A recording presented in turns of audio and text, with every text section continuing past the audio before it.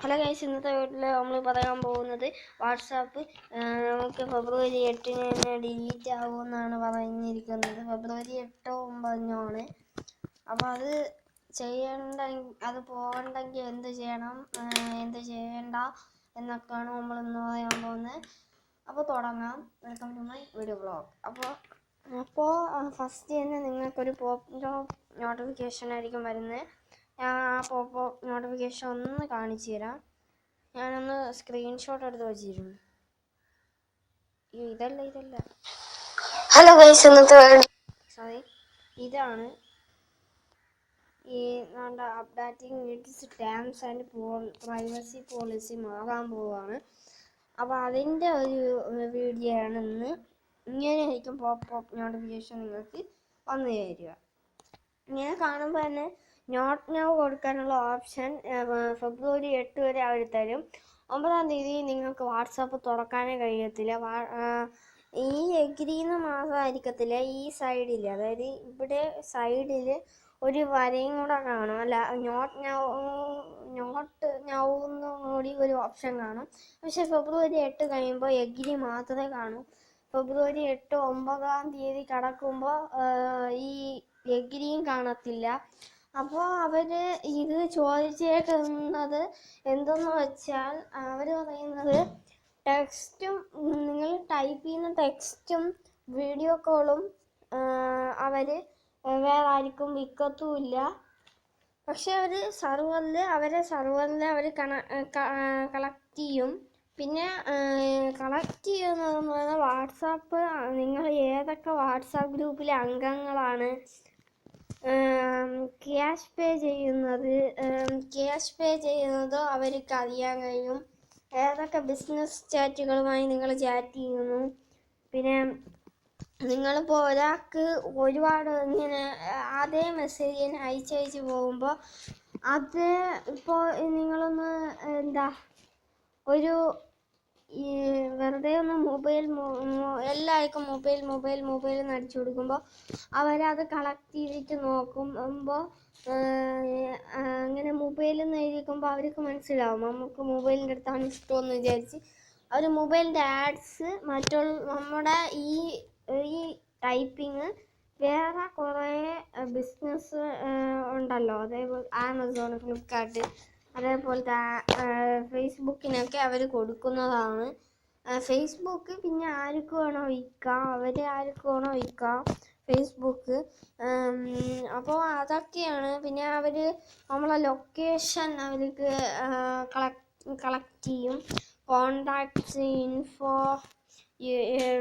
Usage data, location, അതേപോലത്തെ profile, നിങ്ങളുടെ WhatsApp profile, നിങ്ങൾ ആരൊക്കെയായിട്ട് ചാറ്റ് ചെയ്യുന്നു, എത്ര മണിക്ക് വാട്സാപ്പിൽ കയറുന്നു, എത്ര മണിക്ക് വാട്സാപ്പ് പോകുന്നു എന്നെല്ലാം അവർ അറിയും. പിന്നെ ഉള്ളത് അവർ ഡെലിവറഡ് ആയി, ഇപ്പോൾ നിങ്ങൾ ഓൺലൈനിൽ നിൽക്കുകയാണെന്ന് വയ്ക്കുക. അപ്പോൾ ഒരാൾ മെസ്സേജ് അയച്ചു നിങ്ങൾക്ക്. അപ്പോൾ നിങ്ങൾ ഓടിച്ചെന്ന് കണ്ടാൽ അത് സർവറിൽ നിന്ന് ടക്കിന് ഡിലീറ്റ് ആവും.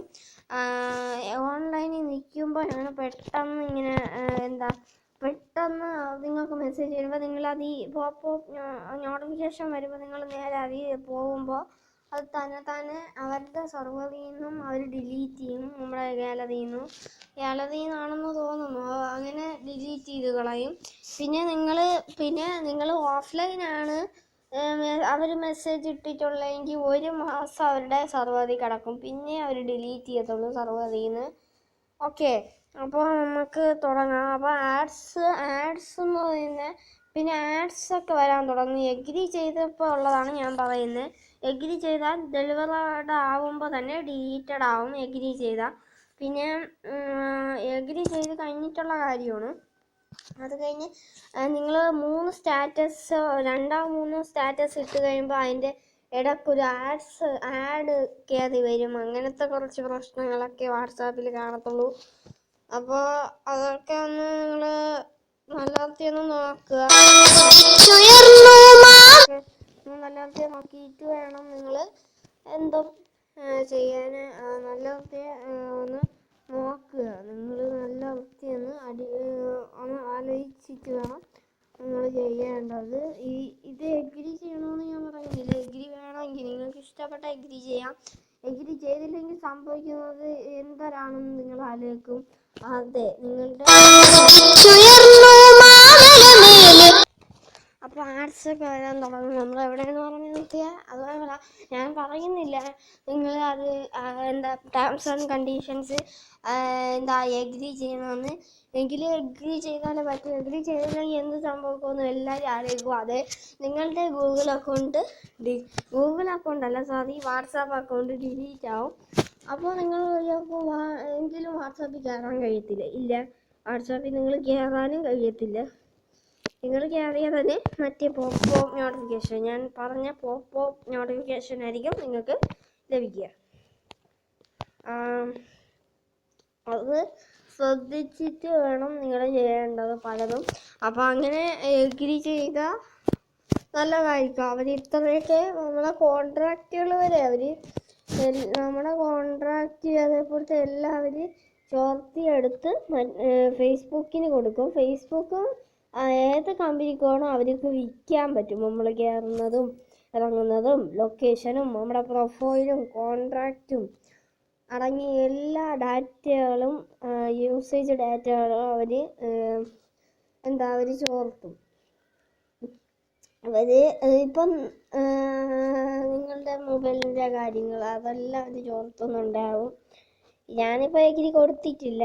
വരുമ്പോൾ കൊടുക്കാമെന്ന് വിചാരിച്ചിരിക്കുകയാണ്.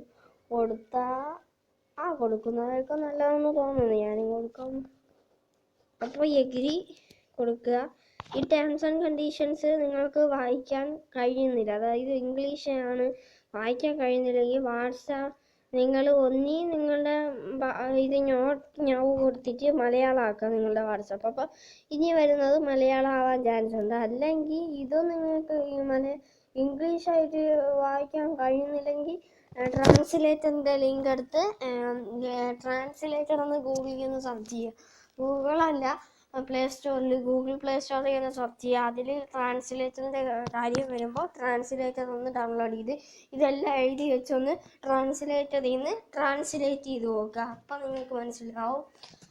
അപ്പോൾ നിങ്ങൾക്കും ഇത് വരാത്തത് എന്തൊക്കെയാണെന്ന്, കളക്റ്റഡ് ആവാത്തതല്ല, ആർക്കും വിൽക്കാത്തത്. അവർ ടെക്സ്റ്റ് ടൈപ്പും നമ്മുടെ വീഡിയോ കോളും അവർ വിൽക്കത്തില്ല. ഓക്കെ, ബാക്കിയെല്ലാം അവർ ചോർത്തുന്നുണ്ടാവും. അപ്പോൾ ബൈ. ഓക്കെ,